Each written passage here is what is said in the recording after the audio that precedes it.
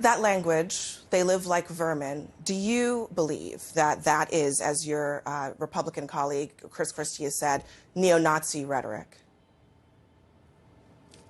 This is a classic mainstream media move. Pick some individual phrase of Donald Trump, focus on literally that word without actually interrogating the substance of what's at issue. The word was chosen for a reason. We are in the middle of a cultural war in this country.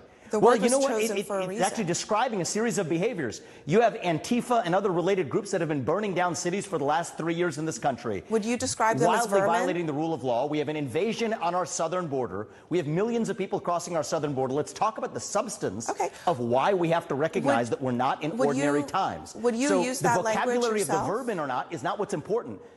Well, I haven't used that language. So you can look at my track record on the campaign trail. I talk about the issues. We all talk about them differently. But what I'm not going to do is play some game of focusing on some word that somebody else said without ignoring entirely the substance of what we're actually talking about. A border crisis of historic proportion.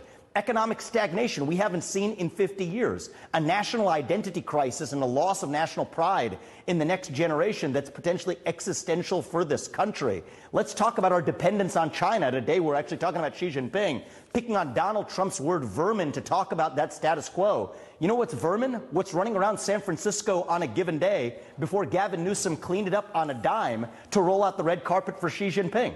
If he could do that for Xi Jinping, he could have done it on an ordinary day, and yet we're here sitting talking not about the substance of that, but on one word that Donald Trump said in some speech in Miami.